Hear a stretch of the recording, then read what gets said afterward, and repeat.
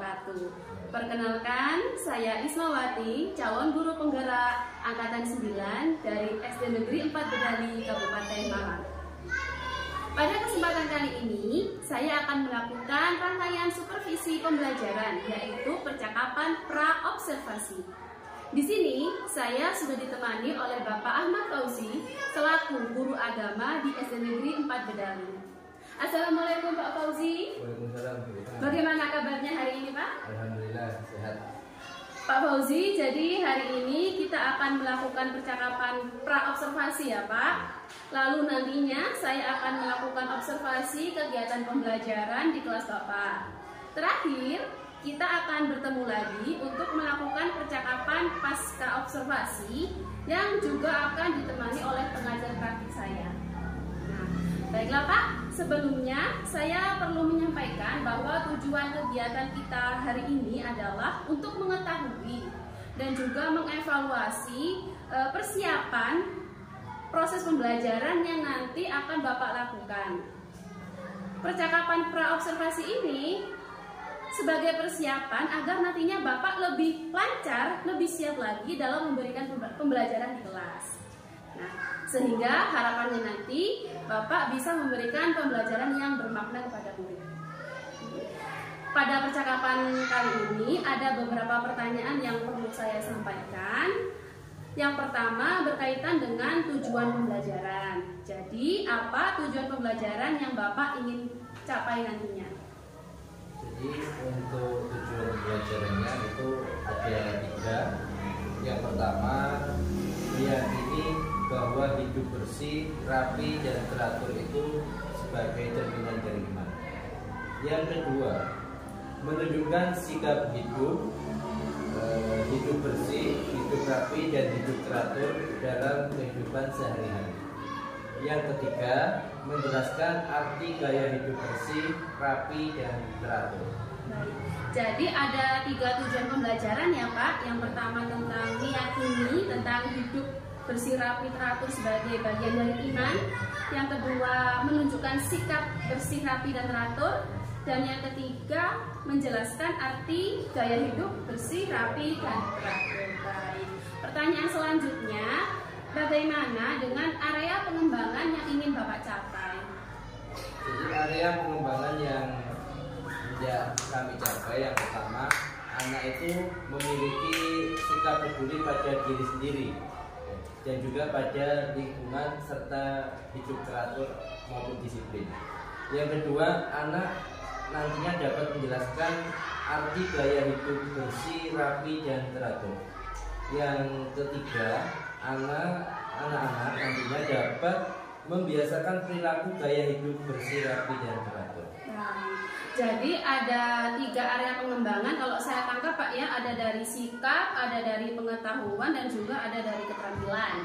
Kalau dari sikap tadi, Bapak ingin menanamkan sikap peduli dan disiplin terhadap kebersihan diri sendiri dan lingkungan.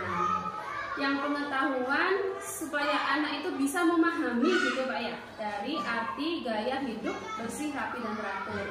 Kemudian yang keterampilannya, ini Bapak ingin anak-anak terbiasa melakukan perilaku gaya hidup bersih, rapi, dan teratur. Nah, dari 3 area pengembangan yang sudah Bapak sampaikan tadi, selanjutnya saya ingin mendengar nih Pak tentang bagaimana strategi yang Bapak persiapkan untuk mencapai tujuan pembelajaran serta mewujudkan area pengembangan yang tadi. Jadi untuk strategi pembelajaran yang kami siapkan, yang pertama itu kami menyiapkan rancangan pembelajaran berdiferensiasi berupa media pembelajaran PowerPoint yang berisi gambar dan juga bacaan. Kemudian mengelompokkan tempat duduk murid itu berdasarkan kemampuannya dan menyiapkan LKPD dengan kegiatan yang beragam, yaitu menulis, menggabungkan kata atau menarik garis, dan juga berkreasi dengan mewarnai. Yang kedua, menerapkan beragam metode pembelajaran seperti ceramah, tanya jawab, kemudian penugasan, dan presentasi anak. Yang ketiga, mengimplementasikan kompetensi sosial dan emosional dalam proses pembelajaran seperti salam, berdoa, kemudian tepuk-tepuk, ya, tepuk fokus, tepuk semangat, kemudian menghargai teman dan melakukan refleksi serta kesimpulan di akhir pembelajaran. Baiklah, jadi kalau saya tangkap nih Pak ya, ada beberapa strategi yang Bapak akan lakukan nantinya. Yang pertama tadi ada rancangan pembelajaran diferensiasi. Kalau saya tangkap tadi, Bapak akan menyiapkan media pembelajarannya berupa gambar dan ada bacaannya gitu Pak ya, di PowerPoint. Berarti ini masuk ke diferensiasi konten Pak ya. Baik. Kemudian Bapak juga nanti mengatur tempat duduk siswa berdasarkan kemampuan. Berarti sebelumnya Bapak sudah melakukan asesmen diagnostik ya Pak ya. Kemudian dari kemampuan anak yang beragam Bapak kelompokkan. Baik. Kemudian tadi juga Bapak menyiapkan LKPD yang berbeda-beda. Keterampilannya ada yang menulis, menghubungkan garis, tarik garis dan mewarnai. Oh ya, jadi anak yang berminat di mewarnai dia bisa eksplor kreativitasnya. Iya. Kemudian tadi strategi yang kedua, metode pembelajarannya beragam, ada ceramah, tanya jawab, penugasan dan presentasi Pak ya. Kemudian yang ketiga tadi Bapak menyebutkan akan menerapkan kompetensi sosial emosional melalui salam dan berdoa, berarti masuk ke kesadaran diri Pak ya. Dan juga ada refleksi di akhir dan juga penarikan kesimpulan. Kemudian ada tepuk fokus dan tepuk semangat. Berarti itu masuk ke manajemen diri. Iya. Kemudian yang ketiga ada menghargai teman, berarti masuk ke kompetensi sosial, ya, kesadaran sosial. Baik Bapak, saya sudah mendapatkan jawaban dari Bapak mengenai rencana pembelajaran ke depan. Nah Pak, untuk kegiatan observasi nanti kan kita harus membuat kesepakatan dulu. Kira-kira kapan Bapak akan melakukan kegiatan pembelajaran yang Bapak sampaikan tadi? Untuk pembelajaran ini rencana kami laksanakan di kelas 2 pada hari Rabu tanggal 28 Februari itu di jam pertama. Rabu 28 Februari Pak ya, jam pertama. Untuk pelajarannya pendidikan agama Islam Pak ya. Baik, jam pelajaran pertama. Baik Pak, nanti di jadwal tersebut saya akan datang ke kelas Bapak untuk melakukan supervisi kelas, khususnya yang langkah yang kedua, yaitu observasi pembelajaran. Nanti saya akan melihat dan juga mencatat seperti apa kegiatan pembelajaran yang Bapak lakukan di kelas. Nah nantinya Pak, setelah kita adakan observasi, saya akan menemui Bapak lagi untuk langkah yang ketiga, yaitu melakukan percakapan pasca observasi. Tapi nanti juga akan ditemani oleh pengajar praktik saya. Jadi kita nanti bertiga Pak ya. Ya. Sebelum kita akhiri Pak, apa yang Bapak dapatkan dari percakapan kita hari ini? Yang pertama sebuah motivasi ya, motivasi karena pada saat saya nanti di supervisi itu yang pastinya akan banyak kekurangan, dan kekurangan itu akan menjadikan perbaikan saya khususnya untuk pembelajaran yang akan datang.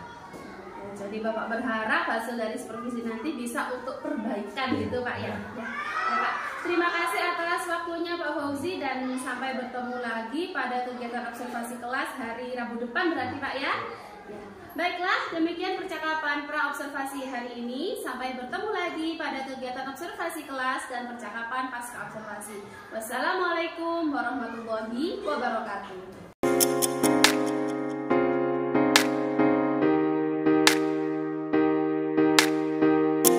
Assalamualaikum, selamat pagi. Assalamualaikum, apa kabar? Assalamualaikum, waalaikumsalam. Assalamualaikum, apa kabar?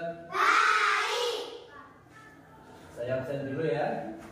Absen pertama Aisyah ya. Absen kedua Anin. Anin nggak masuk. Kenapa Anin?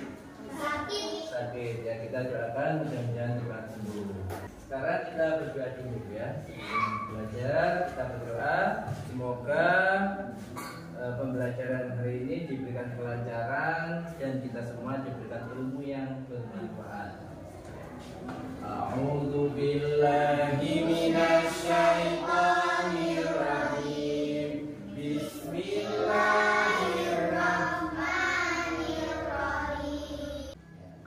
Jadi siapkan semua pembelajaran hari ini agama. Hari ini kita mulai dari keluarganya Boas ya.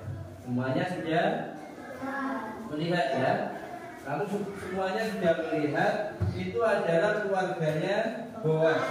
Keluarga Boas itu adalah keluarga yang bahagia. Ya. Keluarganya Boas keluarga yang bahagia. Kenapa mereka bahagia? Karena mereka hidup bersih. Gaya hidup mereka itu bersih. Kemudian gaya hidup mereka itu rapi dan gaya hidup mereka teratur. Dari gaya-gaya hidup yang seperti itu mereka hidupnya menjadi bahagia. Maka hari ini kita akan meniru gaya hidup dari keluarganya Boas. Jadi kita semua nanti aku senang bisa berakhlak terpuji dengan gaya hidup bersih, rapi dan teratur. Oke ya. Selanjutnya perhatikan tujuan pembelajaran kita pada pagi hari ini. Yang pertama, meyakini dengan sesungguhnya bahwa hidup bersih, hidup rapi dan hidup teratur merupakan sebagian cerminan dari iman. Yang kedua, menumbuhkan sikap gaya hidup bersih, rapi dan teratur dengan baik. Yang ketiga, tujuan pembelajaran kita pada pagi hari ini menjelaskan arti gaya hidup bersih, gaya hidup rapi dan gaya hidup teratur dengan benar. Ya. Yang pertama, gaya hidup bersih. Jadi kita harus melakukan hidup bersih, baik di rumah, di sekolah, di lingkungan ibadah, di tempat kita belajar mengaji. Kita harus senantiasa menjaga kebersihan. Ya. Apa sih hidup bersih itu? Ya, ada yang tahu hidup bersih? Ada yang tahu? Ada yang tahu hidup bersih? Hidup bersih itu artinya ya terbebas dari kotoran. Hidup bersih artinya hidup dalam keadaan terbebas dari kotoran. Kalian silakan fokus dan melihat yang di papan saja ya. Kemudian menjaga kebersihan itu dimulai dari menjaga kebersihan diri sendiri. Ya, jadi hal-hal yang harus dijaga untuk kebersihan kita ada berapa? Ada 3. Yang pertama apa? Bersih badan, bersih pakaian, bersih lingkungan atau tempat tinggal. Sebelum saya lanjutkan, saya akan memberikan lembar kerja dulu ya. Terus semangat dulu supaya semangat untuk mengerjakan lembar kerjanya. Ayo, terus semangat aja.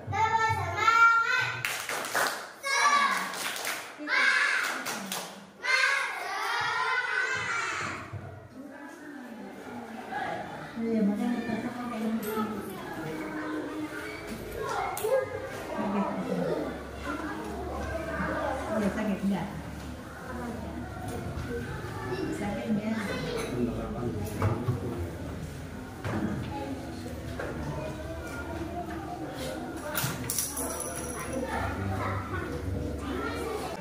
Ya, perhatikan. Ini perhatikan, dilihat dulu. Dikasih nama, kemudian kelasnya, aktivitas kita, bagaimana kita harus melakukan hidup bersih. Ya. Ya udah. Hal-hal yang dalam kerjanya pada cara tadi. Ya, ada soalnya.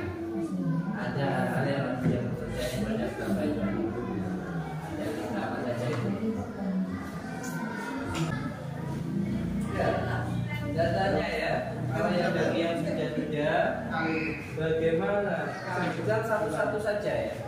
Saya tanya satu anak, yang jawab satu saja cukup ya.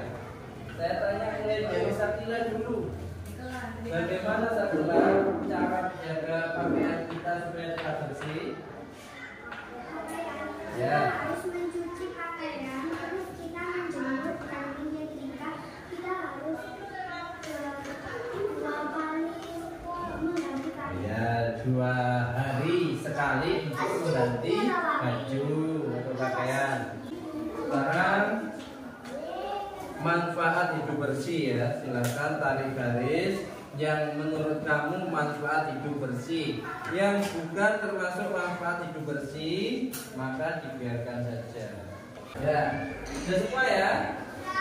Nah, perhatikan dulu datanya dulu.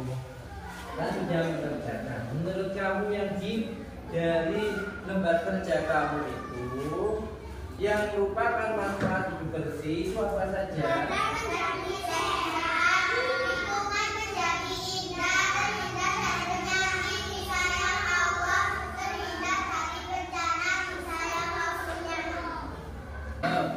Masih ada lembar kerja yang terakhir, silahkan tepuk semangat dulu.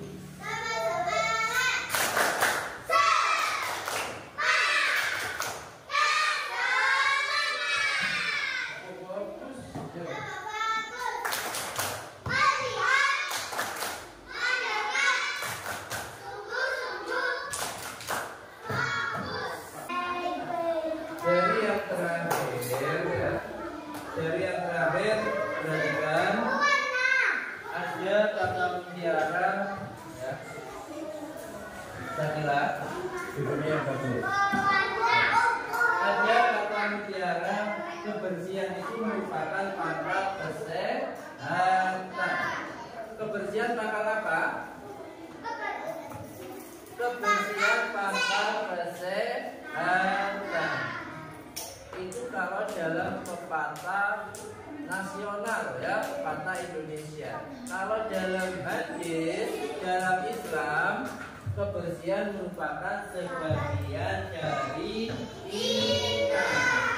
An-nadawatu minal iman. Kebersihan merupakan sebagian dari iman. Makanya kita ya semuanya, aku akan membiasakan diri untuk bergaya hidup apa? Hidup bersih supaya kita bahagia. Jadi bahagia itu bukan semata-mata hanya karena uang, hanya karena punya segalanya, tapi karena kehidupan yang bersih. Bahagia itu adalah rasa yang nyaman, rasa yang nyaman, rasa yang senang, bebas dari penyakit. Yang bawa pewarna ini gambarkan rumah sederhana yang menggambarkan apa namanya, lingkungan yang bersih ya, lingkungan yang bersih.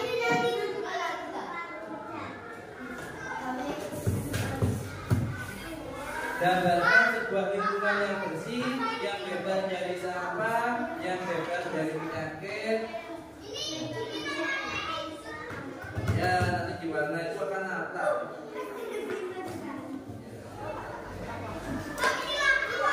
Itu daun pohon cemara ya. Ya, langsung diwarna. Nanti pijaman ini. Nah, apa? Kebersihan pangkal kesehatan, kebersihan sebagai dari iman. Sebagian. Terang, kebersihan pangkal kesehatan.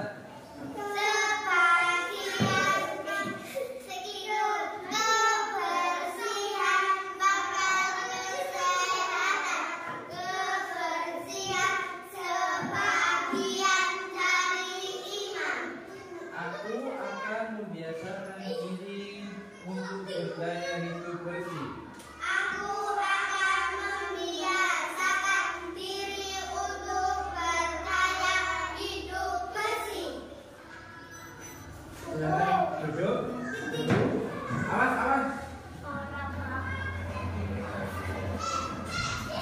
Angkat tangan semua. Ya, angkat tangan semua. Tepuk fokus dulu Aisyah.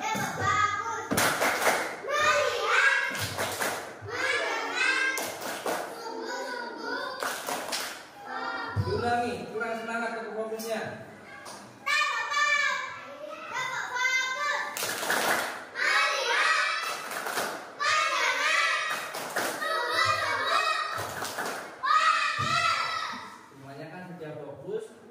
Kan tangannya semua di meja, berarti tidak boleh ada yang memegang alat tulis apapun atau barang-barang apapun ya. Untuk pembelajaran hari ini kesimpulannya apa?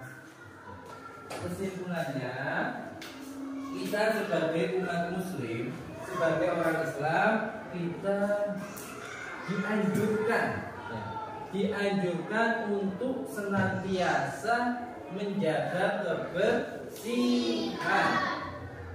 Selain itu sebagian dari iman, kebersihan juga pangkal kesehatan. Makanya mulai hari ini kita harus menjaga kebersihan badan, menjaga kebersihan pakaian, dan menjaga kebersihan lingkungan. Harus mandi 2 kali dalam sehari, pakaiannya harus dicuci, harus ganti pakaian. Kalau bisa setiap hari ya tidak apa-apa, setiap hari. Supaya apa? Supaya kita itu nyaman. Kalau seragammu itu bersih, badanmu wangi, kemudian keadaan kamu segar, ya, segar jasmani, segar rohani, kita mencari ilmunya itu nyaman. Ya. Kita kalau mencari ilmunya nyaman, ilmu akan terserap dengan mudah. Bayangkan kalau kamu nggak keramas 1 bulan, pada saat diterangkan pukul terus. Nyaman nggak? Nggak nyaman. Guru menerangkan gatel, kan nggak nyaman. Itu merupakan kelisihan akibat jika kita tidak menjaga kebersihan. Setelah ini saya akan memberikan seperti ini. Nanti ditempelkan di sini ya, ditempelkan di sini. Bagaimana? Ini kok tinggal segini deh. Gimana lagi? Gimana? Ada berapa ya? Di sini. Enggak ada. Siapa yang habis pakai? Enggak. Warna pink apa? Ya, pink sama lain. Oh, saya warna itu tidak tahu. Nah, ini aja. Silakan ditulis bagaimana pembelajaran hari ini. Ya, saya kasih 2. Saya kasih 2. Yang pertama menyenangkan atau yang pertama tentang menyenangkan dulu. Bagaimana menurutmu? Apakah menyenangkan? Apakah menarik? Apakah tidak? Tidak usah dikasih nama. Ya, tidak perlu dikasih nama. Cukup kamu menulis keluh kesah pada hari ini. Apanya? Pembelajaran hari ini ditulis pakai pensil. Silakan ditaruh di sini secara bergantian.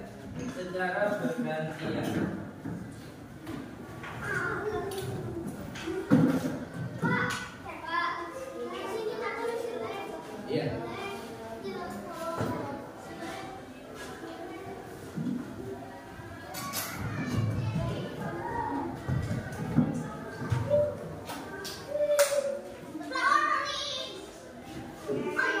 Ada yang belum menempelkan? Yang kedua, saya kasih lagi saran kamu. Bagaimana pembelajarannya? Kamu ingin pembelajaran yang seperti apa? Paham? Ya. Ya, ini saran itu kamu ingin pembelajaran yang seperti apa? Kamu inginnya apakah santai-santai Pak? Tidak perlu tugas dan sebagainya.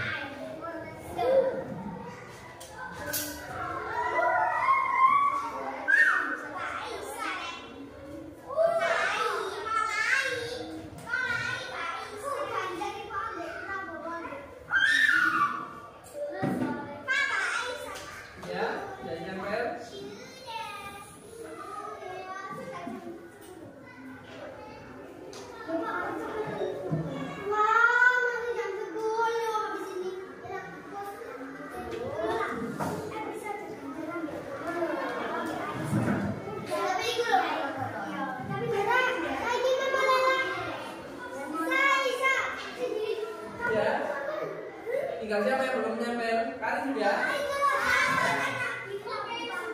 Kalau sudah, sekarang saya tutup pembelajarannya ya. Ya, dilanjutkan nanti. Saya tutup dulu pembelajarannya. Berdoa saya ingat. Saya tutup dulu. Dilanjutkan nanti dulu. Ya. Dilanjutkan nanti ya. Ya. Perhatikan semuanya. Dilanjutkan nanti.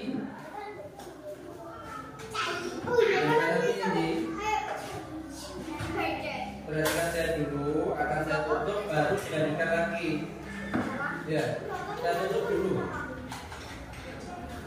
Ya, ayo semuanya perhatikan. Setelah kesimpulan kalian sudah menuliskan refleksi pada hari ini, maka pembelajaran hari ini kita akhiri dulu dengan bacaan hamdalah bersama-sama.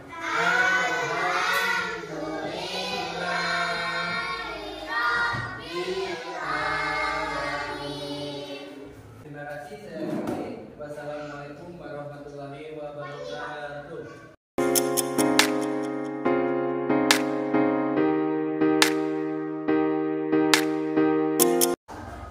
Assalamualaikum warahmatullahi wabarakatuh. Berjumpa kembali dengan saya Ismawati, CGP Angkatan 9 dari SD Negeri 4 Bedali, Kabupaten Malang, dalam percakapan pasca observasi. Saya masih ditemani oleh Bapak Ahmad Fauzi, selaku guru yang telah saya observasi sebelumnya, dan juga ditemani oleh Ibu Yuli Sri Utami, selaku pengajar praktik pada pendidikan guru penggerak Angkatan 9. Assalamualaikum Pak Fauzi dan Bu Yuli. Bagaimana kabarnya Bapak dan Ibu? Sehat ya? Ya. Bapak dan Ibu, di percakapan pasca observasi ini saya akan memberikan pertanyaan-pertanyaan khususnya kepada Bapak Fauzi selaku guru yang sudah saya observasi kemarin ya Pak, tentang jalannya observasi kelas yang dilakukan. Tujuan dari percakapan pasca observasi ini adalah untuk mengevaluasi sejauh mana proses pembelajaran yang sudah Bapak lakukan di kelas, seperti keberhasilannya, kendala-kendalanya seperti apa, dan rencana-rencana Bapak ke depan untuk mengatasi kendala tersebut. Tapi sebelumnya Pak, karena kemarin saya juga sudah melakukan observasi, saya akan sampaikan terlebih dahulu hasil pengamatan saya. Yang pertama, mengenai penerapan pembelajaran berdiferensiasi, saya kemarin mencatat bahwa Bapak melakukan diferensiasi konten yang dibuktikan dengan Bapak sudah membagi anak-anak itu berdasarkan kemampuannya. Kemudian untuk medianya Bapak sudah menyediakan gambar dan juga bacaan yang Bapak kemas dalam PowerPoint. Bapak juga menyiapkan 3 LKPD yang berbeda, ada menulis, ada menghubungkan kalimat, dan juga ada mewarnai. Kemudian kemarin saya juga melihat Bapak melakukan scaffolding atau pembimbingan kepada beberapa siswa yang membutuhkan bantuan. Untuk penerapan metode pembelajaran, saya kemarin menangkap Bapak menggunakan metode ceramah, tanya jawab, penugasan individu, dan presentasi. Kemudian untuk penerapan KSE, ada 4 nih yang Bapak kembangkan. Nah, yang pertama, kesadaran diri terlihat dari Bapak melakukan salam, berdoa, melakukan refleksi, dan juga menyimpulkan pembelajaran. Kesadaran sosial, Bapak kemarin sudah memandu anak-anak untuk bisa menyimak pendapat temannya. Kemudian manajemen diri, kemarin sudah diselingi dengan tepuk fokus dan tepuk semangat. Dan yang terakhir, pengambilan keputusan yang bertanggung jawab melalui kegiatan mewarnai sesuai kreativitas. Jadi ke Bapak hasil pengamatan saya berdasarkan observasi kemarin. Nah sekarang Bapak, menurut Bapak sendiri, sejauh mana persentase keberhasilan pembelajaran yang sudah Bapak lakukan? Untuk persentase kurang lebih 70% sudah dapat memahami. Jadi untuk keberhasilan pembelajarannya sudah 70% begitu Pak ya? Kira-kira 70%. Ya, baik, terima kasih. Kemudian Pak, dari 70% itu kan berarti ada area pengembangan yang mungkin belum tercapai gitu Pak ya. Tapi sebelumnya bisa diceritakan dulu Pak, area pengembangan apa yang Bapak rencanakan kemarin dan langkah-langkahnya apa saja yang sudah Bapak rencanakan? Jadi untuk area pengembangan yang ingin kami capai itu anak-anak memiliki sikap peduli terhadap diri sendiri dan terhadap lingkungan, baik lingkungan sekolah maupun lingkungan rumah. Paling awal dan minimal itu dulu. Untuk berikutnya anak-anak juga dapat menjelaskan arti gaya hidup bersih, rapi dan teratur. Kemudian anak-anak juga dapat membiasakan perilaku gaya hidup bersih, rapi dan teratur. Untuk strategi dan langkah-langkah kami menyiapkan rancangan pembelajaran dengan berdiferensiasi itu baik dari kemampuan dan berkelompok itu. Kemudian ada juga kami menyiapkan media PowerPoint yang berbentuk gambar dan narasi, gunanya untuk anak-anak itu supaya tidak fokus kepada narasi, supaya bisa mengembangkan pada gambarnya. Kemudian kami juga menyiapkan LKPD, ya, ada 3 LKPD itu untuk mengetahui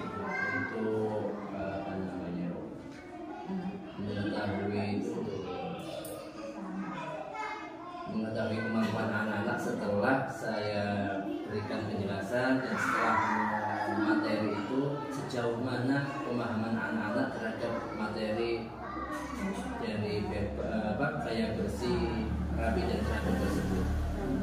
Jadi dari area pengembangan dan langkah-langkah yang sudah Bapak rencanakan tadi, kira-kira Pak, kan tadi 70% Pak ya? Kira-kira mana dari area itu yang menurut Bapak belum berhasil? Belum 100% berhasil, itu yang mana Pak? Itu dari yang menjelaskan arti dari gaya hidup bersih, rapi dan teratur tersebut. Kalau untuk diri sendiri, saya kira itu langsung anak-anak fokus pada dirinya sendiri, terutama pada kebersihannya sendiri. Dari yang pengetahuan berarti Pak ya, untuk menjelaskan arti itu masih belum maksimal. Menurut Bapak, apa kekurangan atau kendala saat melakukan proses pembelajaran di dalam kelas? Kendalanya mungkin ya, karena anak-anak itu pemahamannya masih kurang fokus menurut saya. Dengan gambar dan narasi saja itu anak-anak fokusnya hanya satu itu kalau sudah melihat gambar tidak membaca narasi. Biasanya kalau kita nggak pakai PowerPoint itu hanya narasi saja juga kurang fokus. Jadi mungkin itu fokusnya terpecah belah. Jadi kendalanya ada di anak itu kurang fokus pada saat pembelajaran, terutama saat materi berlangsung gitu Pak ya. Menurut Bapak, mengapa anak itu bisa kurang fokus Pak? Penyebabnya kira-kira apa? Ini kan begini. Contohnya kan ada beberapa anak yang saya dampingi itu kalau sudah melihat gambar terus. Kalau suruh baca terus. Jadi fokusnya itu hanya satu arah. Jadi anak itu hanya terpaku pada satu kegiatan gitu Pak ya? Ya benar. Nah, untuk mengatasi masalah anak kurang fokus ini Pak, yang karena tadi anaknya itu hanya terpaku pada satu kegiatan, kalau gambar ya sudah dilihat gambarnya saja, kalau tulisan ya sudah tulisannya saja, jadi tidak secara global gitu Pak ya. Nah, bagaimana rencana Bapak ke depan untuk mengatasi kendala tersebut? Ini rencana saya ingin mencoba dengan media video. Mungkin kalau video itu juga ada gambar, ada narasi, plus ada suaranya. Kalau kemarin kan pakai suara saya, tetapi anak-anak masih kurang bagus. Yang kedepannya kita mau pakai media video. Jadi rencana Bapak pertama adalah mencoba memakai media video pembelajaran. Ya, karena di situ sudah ada narasi, ada gambar, dan pasti ada suara. Kira-kira ada lagi Pak rencana ke depan untuk bisa melatih fokus anak?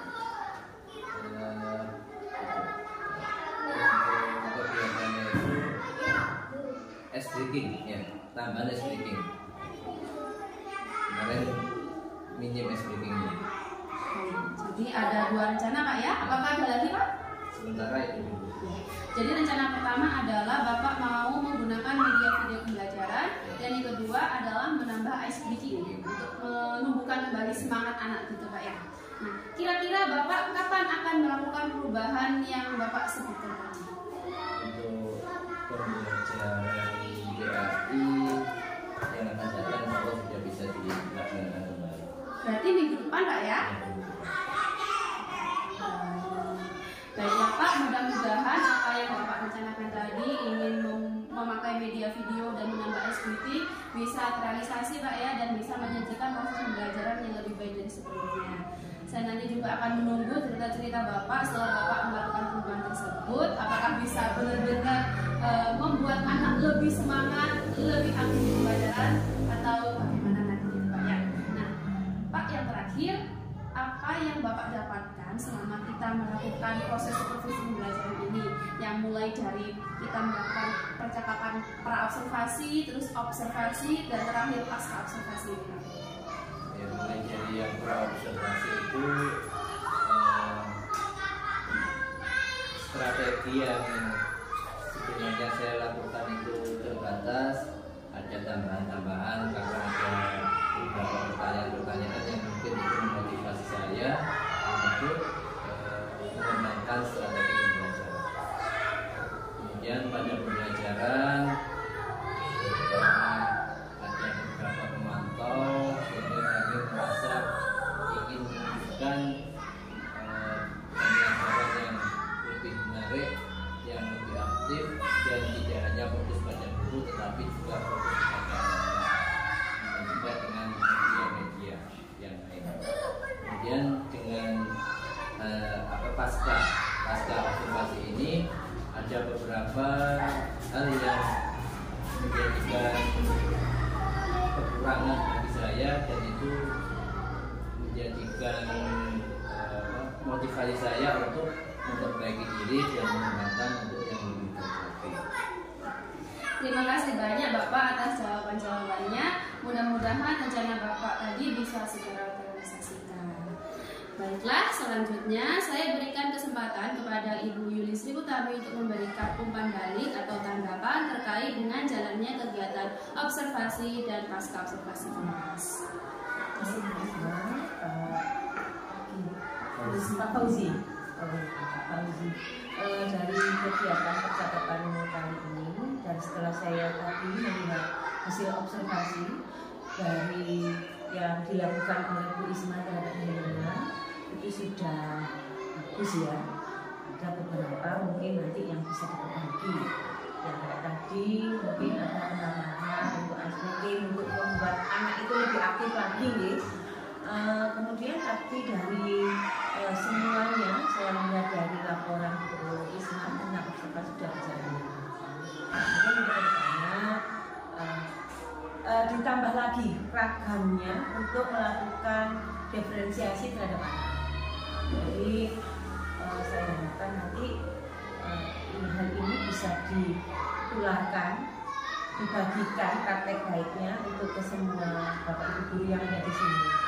Untuk paskanya tadi juga sudah evaluasinya juga sudah tepat, karena sebelumnya saya sudah baca dan Bu Isma sudah sangat bagus sekali dalam melakukan praktek pasca observasinya juga, dan juga sudah memberikan penggali yang saling bisa menjawab ya dari pertanyaan. Kemudian Bu Isma juga sudah bisa menggali apa yang nantinya tindak lanjutnya dari Bapak untuk mengembangkan diri juga, pengembangan dari hasil observasi yang mungkin itu Bu Isma. Terima kasih Bu Yuli atas umpan baliknya. Akhirnya rangkaian supervisi pembelajaran sudah selesai dilaksanakan, mulai dari kegiatan pra-observasi, observasi, dan pasca observasi.